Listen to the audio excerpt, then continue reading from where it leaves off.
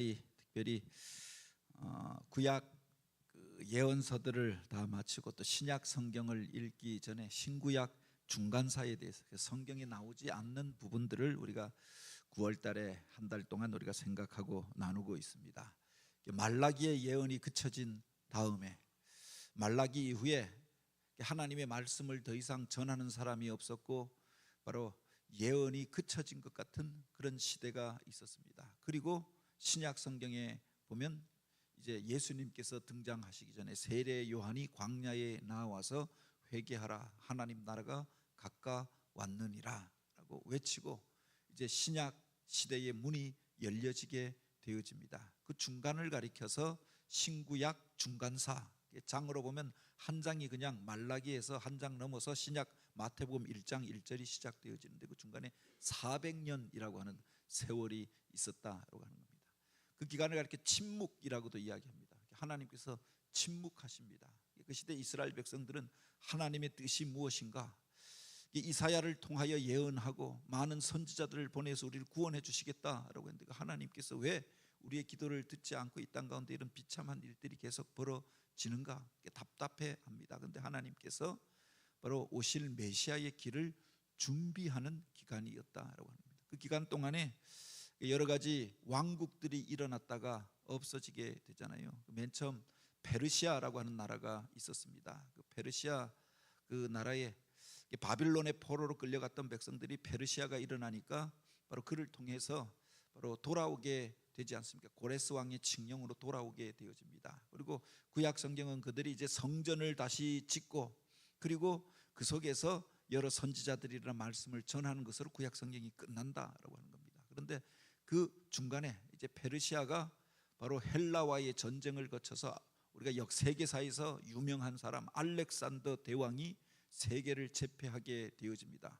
헬라 제국이라고 하는 게 열려지게 되는데 그 제국은 사실은 오래가지 못하였습니다. 그런데 그 나라가 갈라져서 그 시리아 헬라 그리고 남쪽에 있었던 애굽 헬라로 이렇게 갈라지게 되어지는데 바로 다니엘서에 보면 또 다른 예언서에 보면 북쪽의 왕이 내려오고 남쪽의 왕이 올라와서 싸운다라고 하는 말들이 바로 그 북쪽의 헬라를 가리키는 시리아 헬라를 가리키는 셀류쿠스 왕조, 그리고 남쪽의 남방의 왕은 바로 프톨레미 왕조, 그 애굽 헬라라고 이야기했죠. 그 둘이 예루살렘을 중간에 놓고 싸우는 그런 과정이 있었고 그 속에서 이스라엘이 비참한 일들을 겪게 되어집니다. 그 나라가 전쟁터가 되어지고 성전이 그렇게 더럽혀지는 일이 있었고 이 일이 계기가 되어져서 마카비 혁명이 일어납니다. 마카비 형제들이 일어나서 바로 그 헬라 군대를 쫓아내고 그리고 독립 왕국을 세우게 되어지는데 그게 하스몬 왕가였습니다. 여기까지가 지난주에 하였던 내용이죠. 중간에 그 이야기들이 나오는 겁니다. 그래서 성경에는 그 이야기가 없는데 외경에 보면 마카베오 상, 마카베오 하 그리고 여러 가지 예언에 대한 이야기들이 나옵니다. 그런데 여기에 보면 하나님에 대한 이야기 그리고 정확한 예언자를 통하여 주시는 말씀 이런 것이 없이 그냥 사람들이 마치 소설처럼 쓰여졌던 이야기들이 그때 난무하였다. 그래서 위경과 외경들만 가득하였던 시대가 바로 그 시대였던 거지요. 그리고 오늘 우리가 함께 나누고자 하는 제목이 로마 제국과 중간사입니다. 바로 이 마카비 혁명을 통해서 일어났던 하스몬 왕조가 이제 망하게 되어지고 로마에 의하여서 그 땅이 다스려지게 되어집니다.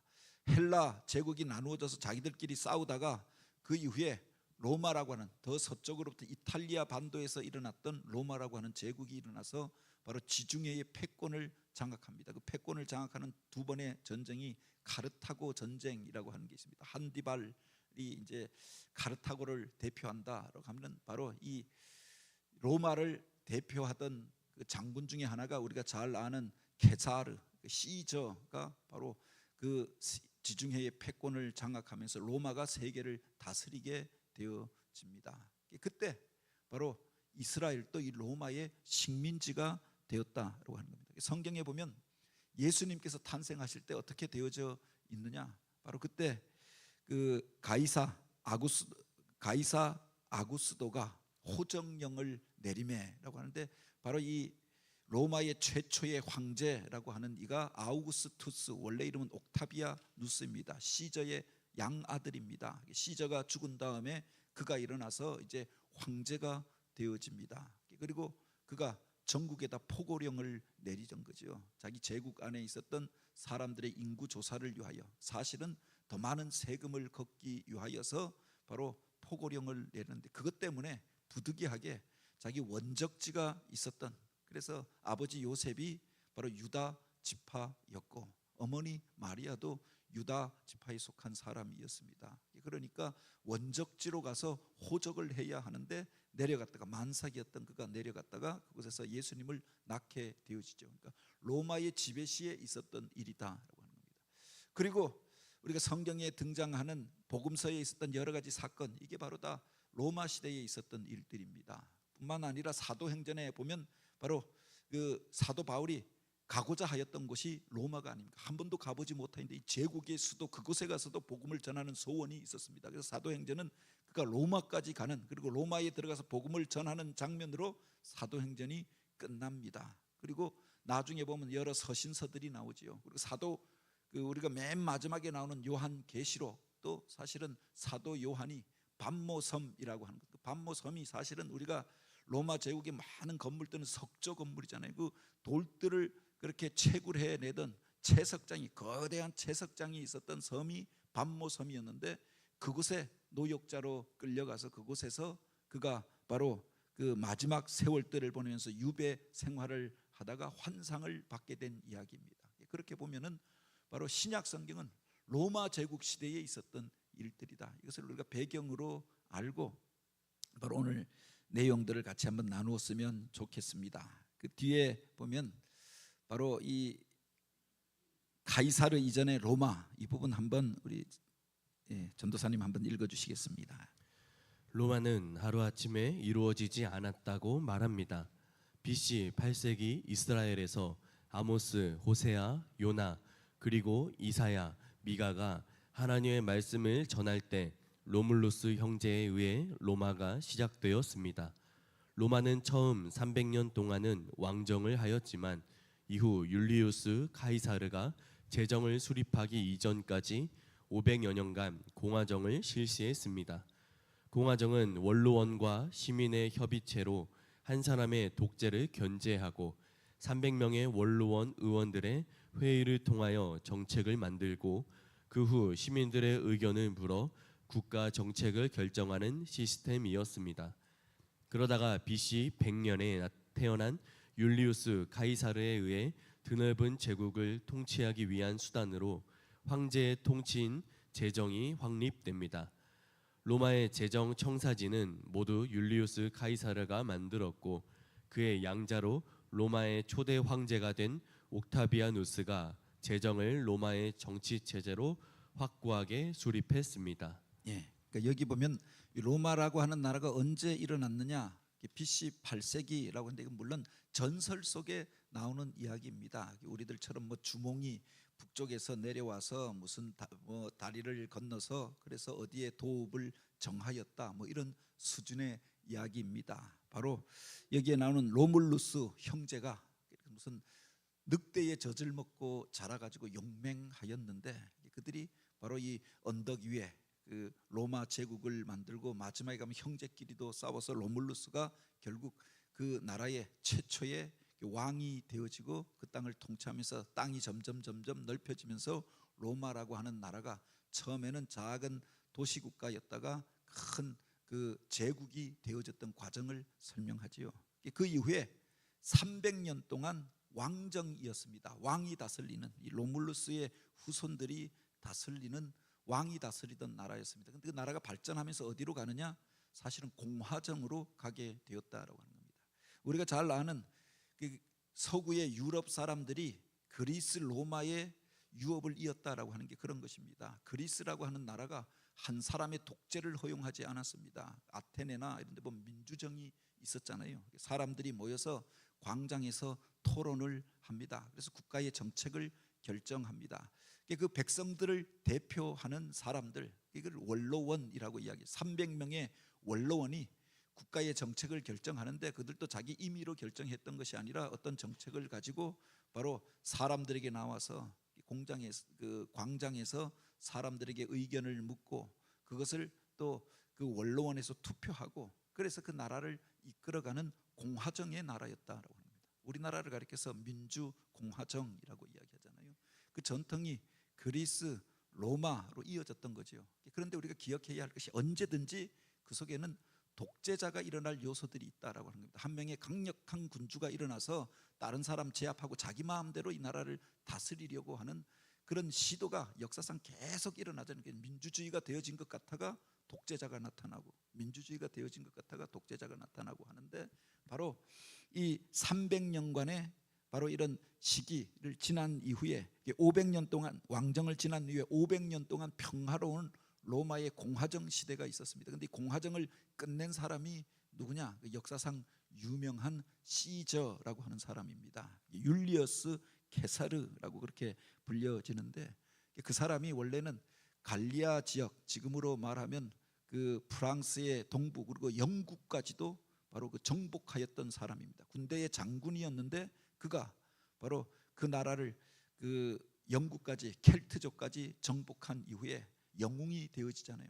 돌아왔는데 돌아와서 그가 이제 바로 그 속에서 삼두 정치를 실시합니다. 원로원들의 의견을 무시하고 3명의 장군이 의기투합해서 그 나라를 통치하는 삼두 정치라고 하는 게 시작되어집니다. 그때 처음 삼두 정치를 했던 사람이 바로 그 케사르와 그리고 그와 함께하여서 바로 폼페이우스, 크라수스라고 하는 3사람이 삼두 정치를 하죠. 그런데 결국 3사람이 동일하게 갈 수는 없었다라고 합니다. 결국 나중에 폼페이우스와 그 케사르의 강력한 2사람의 대결이 일어나게 되어지고 원로원은 이 폼페이우스를 지지합니다. 그때 케사르가 바로 주사위는 던져졌다라고 이야기하고 바로 루비콘 강을 건너서 원로원의 그 의원들을 다 쓸어버리고 그리고 자기가 독재 정치를 실시하게 되어집니다. 여기에 사실은 앙심을 품었던 원로원 사람들이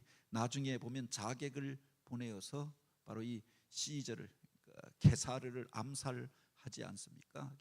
그를 죽였던 사람이 바로 브루투스 바로 그 밑에 있었던 최측근 우리나라로 말하면 경호실장이었던 그가 결국 바로 그를 암살해서 죽여버렸다라고 하는 겁니다. 그래서 죽으면서 하였던 유명한 말이 브루터스 너 맞아 이러고 죽잖아요.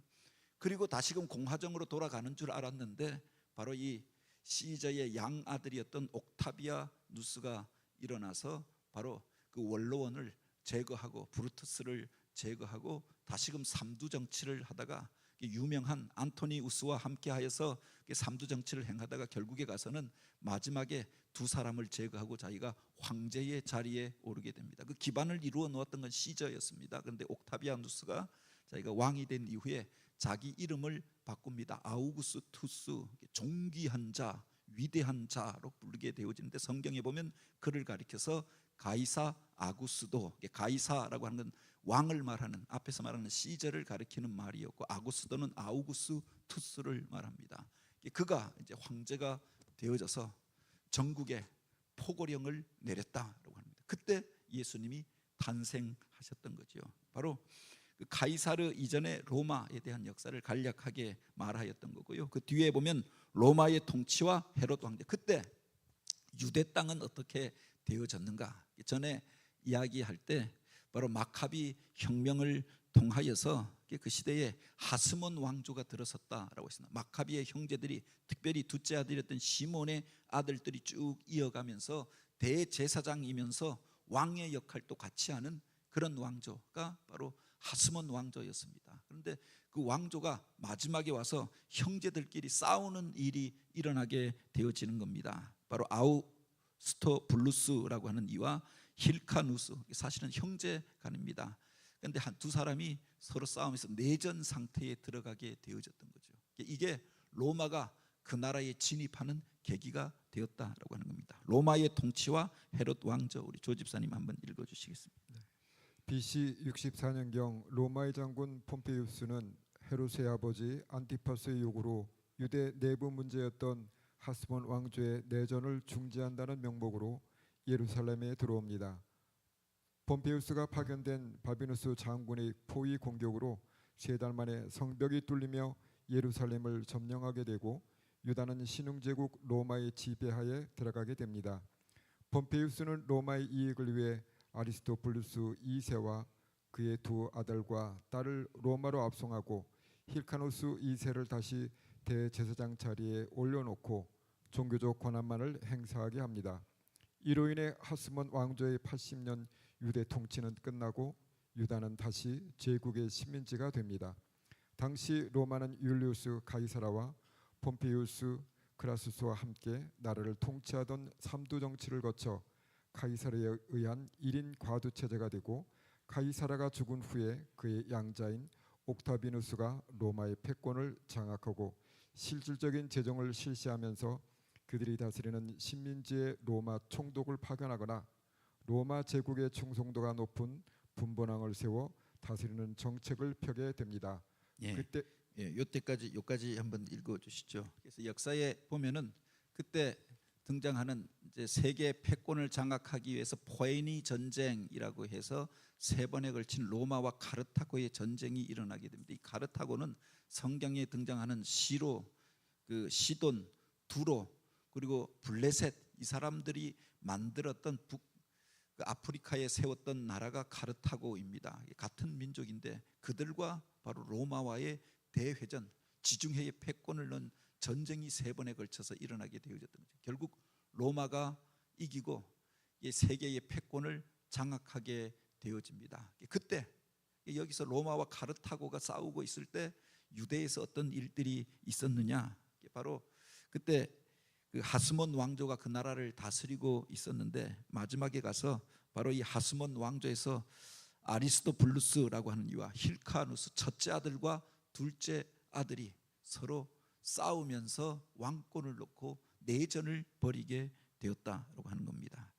그것으로 6년간에 걸친 그 전쟁이 있었는데 그때 총리를 맡았던 이가 바로 헤롯 안티파터라고 하는 사람입니다. 원래 에돔 사람인데 그들이 이제 유대에 의해서 정복당하고 유대교를 받아들이고 그리고 유다에 들어와서 살았습니다. 그들 가운데 족장의 역할을 하고 있었던 안티파터를 바로 총리로 삼아서 그에게 여러 국정에 대한 내용을 가르쳐 관할하게 하였던 겁니다. 그런데 그가 지금 2 사람이 싸우고 있는 겁니다. 대제사장과 왕이 지금 싸우고 있는 겁니다. 형제들 간에 싸우고 있으니까 그가 그 속에서 로마의 폼페이우스에게, 여기 보면은 3두 정치에 시저와 함께 같이 그 로마의 패권을 놓고 다투던 이가 폼페이우스였던 거죠. 그래서 폼페이우스는 보통 이쪽 동쪽 그 오리엔트 지방, 그리고 지금 중근동, 중동과 이스라엘 또 이집트, 시리아 이쪽에 대한 그 통치권을 가지고 있었던 사람이고, 시저는 이 가이사르는 바로 유럽에 대한 통치권을 가지고 있었던 사람입니다. 서로 경쟁하던 와중에 바로 폼페이우스에게 이 땅을 다스려 달라, 마치 이완용이 뭐 일본에게 이 땅을 다스려 달라 했던 것처럼 총리 대신이었던 바로 이 안티파터가 이걸 요구하게 되었다라고 합니다. 왕들끼리, 형제들끼리 싸우고 있으니 바로 이것이 빌미가 되어져서 로마 군이 진주하게 되었던 겁니다. 폼페이우스의 대군이 예루살렘을 향하여 올라옵니다. 그래서 여기에 보면은 바로 그 아우스토블루스가 예루살렘에서 패권을 차지하고 있었는데 저항하다가 결국은 바로 그 성벽이 무너지면서 3달 동안 저항하다가 그 성벽이 무너지면서 그들에 의해서 진압되어집니다. 그리고 그와 그 2 아들 그리고 2 딸이 포로로 로마에 압송되어져 갑니다. 그리고 그의 형이었던 힐카누스가 오히려 약자의 위치에 있었는데 그는 대제사장의 직분만 인정하여 정치에 관여하지 못하게 하고 바로 성전에서 제사장의 직분을 행하게 하였다라고 하는 겁니다. 그러면서 이제 로마의 식민지가 되어졌던 거죠. 로마의 식민지가 되고 그가 이 통치권을 인정하였던 사람이 누구냐? 안티파터에게, 그 나라의 총리로 있었잖아요. 그 총리가 바로 로마군에게 도움을 요청했던 것 아닙니까? 그래서 그 땅에 대한 통치권을 그에게 바로 이양하였다라고 합니다. 그리고 그가 나중에 가면 자기 아들을 이제 분봉왕으로 세우게 되어졌던 거죠. 그 아들의 이름이 뭐냐? 헤롯 대왕이었다라고 하는 겁니다.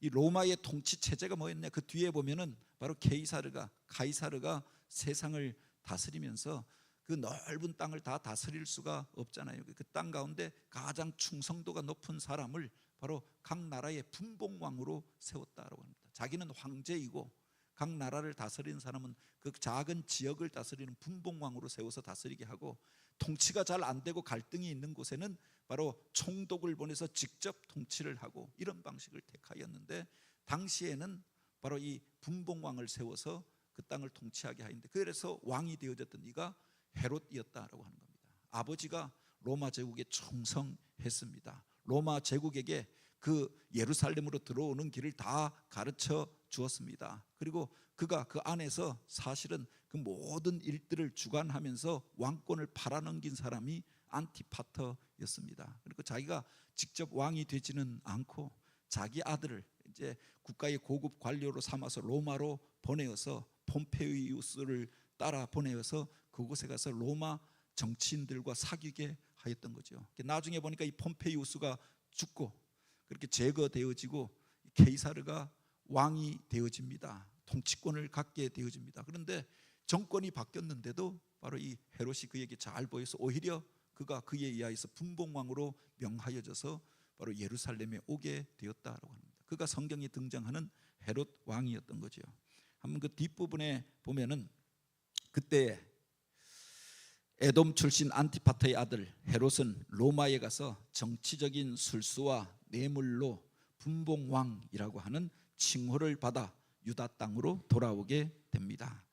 그는 유다 분봉왕으로 34년간 통치하다가 죽고, 또 그의 뜻을 따라서 바로 헤롯의 세 아들이 그 나라를 분할하여서 다스리게 되어지는데, 성경에 등장하는 바로 헤롯 여기 헤롯 아켈레오, 헤롯 안티파스, 헤롯 빌립이라고 하는 사람들이 바로 그의 아들들입니다. 그런데 성경에 등장하는 예수님이 탄생할 때 헤롯이, 오늘 우리가 읽었던 성경에 보면 바로 동방 박사들이 와서 이곳에서 유대의 왕이 나셨다고 한다, 이 이야기를 들었던 그 사람은 누구냐? 헤롯 대왕입니다. 대헤롯이라고 이야기하죠. 그것을 듣고, 그래서 그가 태어날 곳이 어디냐 묻고, 나중에 보면 그가 그것을 물었던 이유가 있죠. 그래서 베들레헴 주변에서 새로 태어난 아이들을 다 잡아서 죽이도록 하였더니 잔혹한 일들을 행하였던 이가 바로 이 헤롯 그 대왕이었다라고 하는 겁니다. 근데 그가 하였던 일들이 있습니다. 그 왕이 된 이후에 유대인들의 마음을 얻기 위하여, 사실은 자기가 유대인도 아니고 유다 민족도 아니고 이스라엘 사람도 아닙니다. 에돔 족속입니다. 어떻게 하다가 로마에 잘 보여서 왕이 되어졌던 겁니다. 아버지가 그 나라를 팔아 넘겨서 왕이 된 사람입니다. 정통성을 얻기 위해서 그가 하였던 게 뭐냐? 바로 성전을 증축하는 일을 했다. 그 이전에 바빌론 포로기에서 돌아온 이후에 바로 스룹바벨 성전이 예루살렘에 세워져 있었습니다. 세월이 지나면서 후패하기도 하였고 초라한 모습이었다라고 했습니다. 그런데 그가 그걸 거대한 모습으로 황금빛 그렇게 성전으로 증축하게 되어지죠. 자기들이 그 성전 안에는 들어갈 수 없으니 안에는 하나도 고친 것이 없었다라고 합니다. 바깥만 거대하게 대리석을 붙이고 황금으로 치장하고 모양을 확장하고 겉모습만 화려하게 성전을 만들었던 이가 헤롯이었던 거죠.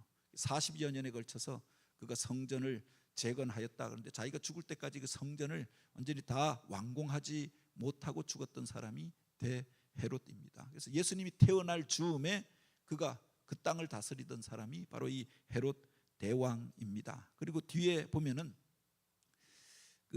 그가 이제 그렇게 베들레헴에서 난 아이들을 다 죽인다라고 하는, 그때 하나님께서 그 마리아와 요셉을 통하여서 그 일들을 알고 애굽으로 내려가게 하였던 것 아닙니까? 애굽에서 살다가 예수님이 어린 시절에 이제 그 땅으로 돌아가려고 합니다. 그런데 그 아들 아켈레오가, 여기 보면 아켈레오가 바로 그를 이어서 이 유다 땅을 다스리게 되었다라고 하는 이야기를 듣고, 그도 잔혹한 이라라고 하는 것을 듣고 바로 유다로 돌아가지 않고 저 북쪽으로 그의 영역이 미치지 아니하는 북쪽 갈릴리 땅에 나사렛이라고 하는 곳에 가서 바로 그의 권력이 미치지 않는 그곳에 정착하게 된 이유가 바로 여기에 있었다라고 합니다. 헤롯 대왕의 아들이었던 헤롯 아켈레오가 바로 유다 지역을 다스리면서 유다 땅에 들어가지 않고 북쪽으로 올라가게 된 계기였던 거죠.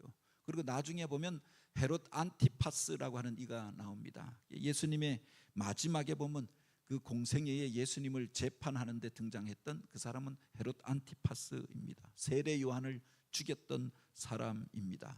바로 이 헤롯들이 다 형제인데 나라를 나누어서 다스리고 있었던 거죠. 갈릴리 지역에 대한 통치권을 가지고 있었던 일은 헤롯 안티파스였습니다. 이 예루살렘에 대한 통치권을 가지고 있었던 것은 헤롯 아켈레오였습니다. 그리고 그 갈릴리 동쪽에 있었던 땅에 대한 통치권을 가지고 있었던 이는 빌립이었던 거죠. 이게 나누어져 있었다라고 하는 겁니다. 그래서 나누어서 져 있으니까 그것을 통괄하는 사람으로 유다에서 다시금 한 명을 파송하게 되어졌는데, 헤롯 대왕이 있을 때는 총독이 없었습니다. 그가 총독 역할까지 같이 하였는데 그 나라가 나누어진 이후에 총독을 파견하게 되어지는데 총독이 바로 예수님 당시의 총독이 빌라도였다라고 하는 겁니다. 그래서 정치적인 일에 대해서는, 군사적인 일에 대해서는 바로 그가 관여합니다. 근데 종교적인 일, 그리고 자치권에 대한 일들, 자기들 간의 분쟁에 관한 민사 소송에 대한 일들, 이것은 바로 헤롯이 재판하고 다스렸다. 그래서 이런 분리가 있었던 거죠. 그것을 우리가 이해하면서 성경의 역사들을 보면 좋습니다. 예수님과 가이사, 이 부분 한번 읽어주시겠습니다.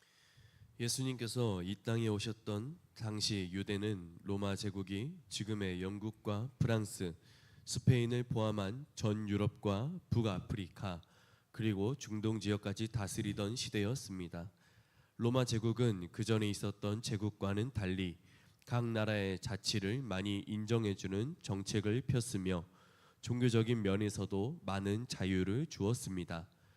예수님의 부모인 요셉과 마리아가 베들레헴으로 호적하기 위해 간 것은 로마의 초대 황제가 되는 옥타비아누스의 명령 때문이었습니다.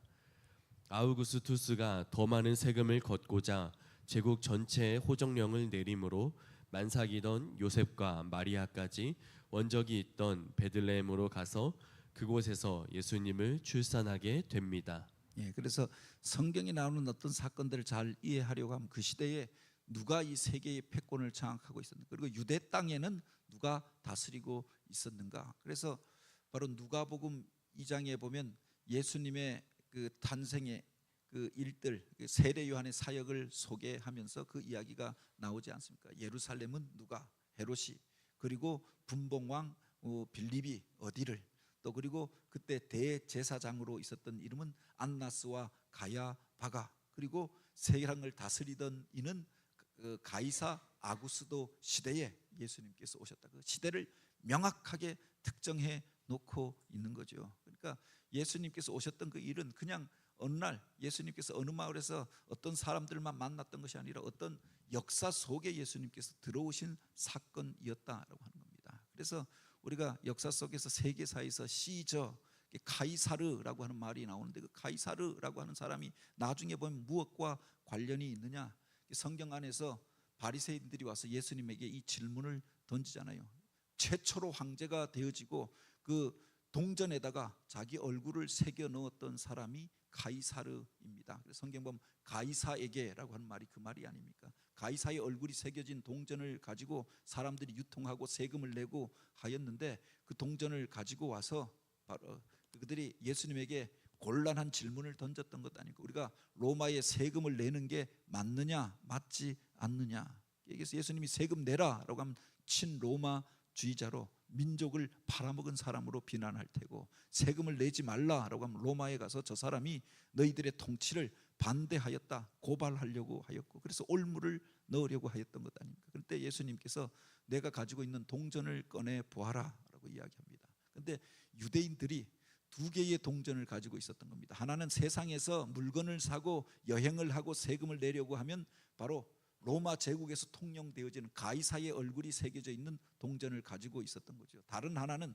그런데 하나님 앞에 우상의 얼굴, 사람의 얼굴이 새겨진 것을 세금으로, 헌금으로 낼 수 없으니 교회에 와서 헌금을 낼 때에는 얼굴이 지워져 있는 세겔이라고 하는 것으로 바꾸어서 헌금을 하였던 겁니다. 그래서 성전 앞에서 헌금 바꾸는 자들이, 돈 바꾸는 자들이 있었던 거죠.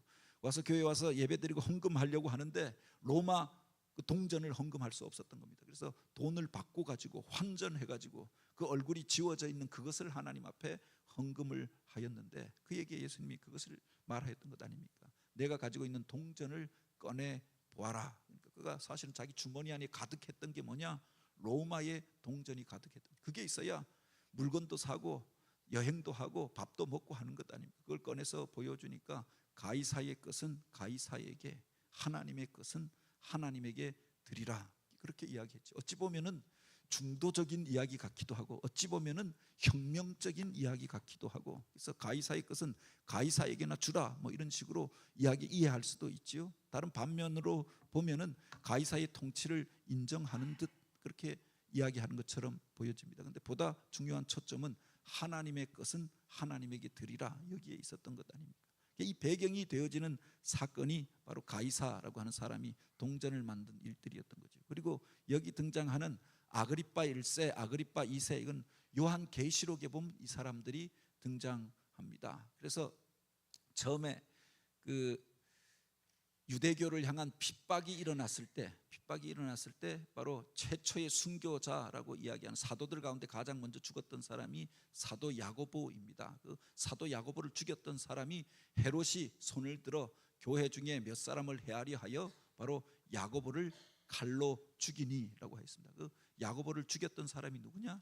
여기서 나오는 헤롯 아그리파 1세였던 겁니다. 그리고 바로 베드로와 그 사도들을 감옥에 가두고 죽이려고 하였던 사람도 헤롯 아그리파 1세입니다. 근데 나중에 보면 바울이 재판을 받게 되잖아요. 아그리파 왕이여 그에게 복음을 전하려고 하였던 사람입니다. 그의 아들이었던 헤롯 아그리파 2세라고 합니다. 이 사람들이 다 쭉 보면 성경에 보면 헤롯 대왕, 헤롯 아켈레오, 헤롯 안티파스, 헤롯 아그리파, 그리고 헤롯 아그리파 2세, 이 사람들이 성경에서 똑같이 헤롯으로 등장하는 겁니다. 그러니까 헷갈리죠. 헤롯이, 근데 이게 바로 그 가문의 이름이었다라고 합니다. 우리로 보면 김씨 왕조 이랬던 것처럼 헤롯 왕조가 계속 이어졌던 거지요. 그래서 성경 보면 헤롯이 계속 사도행전에도 나오고 마태복음에도 나오고 또 예수님의 탄생 장면에도 나오는데, 사실은 그 헤롯이 다 다른 헤롯이다. 아버지, 할아버지 헤롯, 아버지 헤롯, 그리고 손자 헤롯, 이렇게 나누어진다라고 하는 걸 우리가 이해하면 좋겠습니다. 어쨌든 그 시대에 이스라엘 백성들은 이방 민족에 의해서 식민지 지배를 받습니다. 우리가 아는 것처럼 바빌론의 포로로 끌려갔다가 그 나라로 돌아오면 하나님 나라가 열린다라고 생각했는데, 돌아와서 다시금 헤롯 그 헬라의 지배를 받고 그 나라가 전쟁터가 되어지는 일들이 있었습니다. 그들을 물리치고 마카비 혁명이 일어나고 이제 새로운 세상이 열렸다, 우리가 해방되었다라고 생각했는데, 사실은 그들도 인간이었고 그들 안에서 형제들끼리 싸우면서 내전이 일어나게 되어지고 인간에 대해서 실망을 하게 되었던 것 아닙니까? 그리고는 이방민이 들어와서 왕이라고 행세하고 로마의 식민지가 되어져서, 이렇게 보면은 사실은 그들이 이중 삼중의 수탈을 당하게 되는 거죠.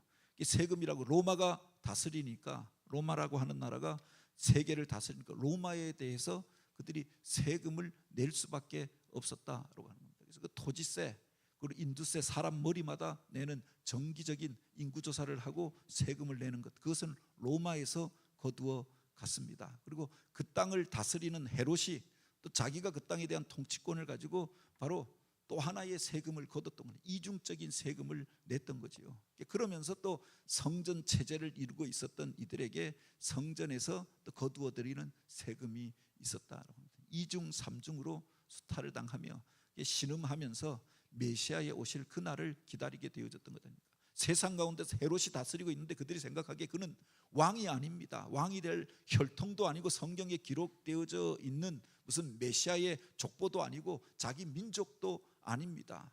바로 자기들을 멸시하고 핍박하고 그렇게 악한 일들을 행하던 에서의 후손들, 에돔 족속의 사람이 와서 나라를 팔아먹더니 바로 그가 그 권세를 이용해서 그 땅을 다스리던 왕이 되어졌던 겁니다. 그가 성전을 지었는데 유대인들의 당시에 난감한 상황이 그러했다. 저가 성전을 지어줬는데 이게 성전이라고 할 수 있겠는가? 저 사람이 하나님도 제대로 믿지 않는 사람인데 그가 자기가 성전을 지었다고 자랑합니다. 그런데 성전 체제를 이루고 있었던 사두개인들은 헤롯 왕가와 잘 지냈던 거죠. 그래서 그들이 당시에 바로 그 유대인들의 그 정당 안에서는 여당 역할을 하고 있었던 겁니다. 바리새인들은 헤롯과 사이가 나빴습니다. 그래서 그들에 대하여서 끊임없이 저항하고 회당을 중심으로 하여서 오실 메시아에 대하여 가르치던 사람들이 바로 바리새인이었다라고 하는 겁니다. 그런데 그들 간에 갈등과 대립이 있었습니다. 그리고 아예 이런 것들 정치적인 와중에서 떠나서 저 광야에 나아가서 바로 그때가 점점 다가오고 있는 것을 깨닫고 오실 메시아를 기다렸던 사람들이 있었는데 그들이 바로 에세네파, 지금으로 우리가 이야기하면은 바로 쿰난 공동체라고 하는 것을 이루면서 오실 메시아를 기다리던 사람들이 있었다. 그리고 나중에 가면은 극단적으로 이제 로마에 대항하여서 마카비와 같이 망치를 들고 도끼를 들고 저들을 테러하고 저들에 대항하여서 독립운동을 하였던 정치 집단 열심당이라고 하는 바로 젤롯 당이 있었다. 네 개의 정파가 그렇게 서로 갈라져 있었던 것 아닙니까? 그때 예수님께서 이 땅 가운데 오시게 되어졌던 거죠. 유대인들의 마음속에 진정한 메시아를 기다리며 인간에 대하여 실망하고 세상의 왕들에 대하여 실망하면서 오실 그분을 기다리고 하나님 나라를 기다리던 그때 헤롯의 그 헬라 제국에 의해서 언어가 통일되어져 있었습니다. 그래서 모든 나라들이 나라의 언어가 통일되어지고 어디든 갈 수 있는 세상이 열렸습니다. 로마에 의하여서 팍스 로마나라고 해서 제국이 다 세계가 하나가 되어졌습니다. 그들이 길을 다 닦아 놓았습니다. 그렇게 되어진 그때 예수님께서 사모하던 그들 가운데 찾아오시고 그렇게 이 땅 가운데 오시게 되었다. 이게 신약 성경의 시작이었다라고 하는 겁니다. 중간 사이에 보면은 우리가 물론 기억하지 않아도 좋은 이름들이 있습니다. 뭐 헤롯 왕가만 해도 이름이 여러 등장하고 바로 이 마카비 혁명을 통해서 일어났던 하스몬 왕조에도 여러 왕들, 성경에도 나오지 않는 이름들이 있으니까 그 이름들 다 기억하려고 하면 복잡하지요. 그런데 그들을 통해서 하나님께서 바로 주님의 오실 길들을 예비하게 하였다고 하는 겁니다. 그것을 기억하고 우리가 다시금 이제 신약 성경을 우리가 10월부터 읽게 되기를 원합니다. 예수님의 오심 그리고 구약 성경을 요약하는 것이 마태복음 1장입니다. 족보가 쫙 나오잖아요. 그 족보는 뭐냐? 구약 성경에 대한 요약이었다라고 하는 겁니다. 그리고 중간에 보면은 사실은 듣도 보도 못한 이름들이 등장하는데 요셉으로부터 바빌론 포로기로부터 요셉까지 그 이름들은 신구약 중간기에 있었던 사람들에 대한 이름이었다라고 하는 겁니다. 그 역사 속에서도 하나님이 행하셨던 일들을 우리가 기억하면서 하나님의 인간의 구원을 이루어 가시는 그 계획들을 우리가 발견하고 고백하고 오신 예수님을 만나고 영접하게 되길 바랍니다. 같이 기도드립니다.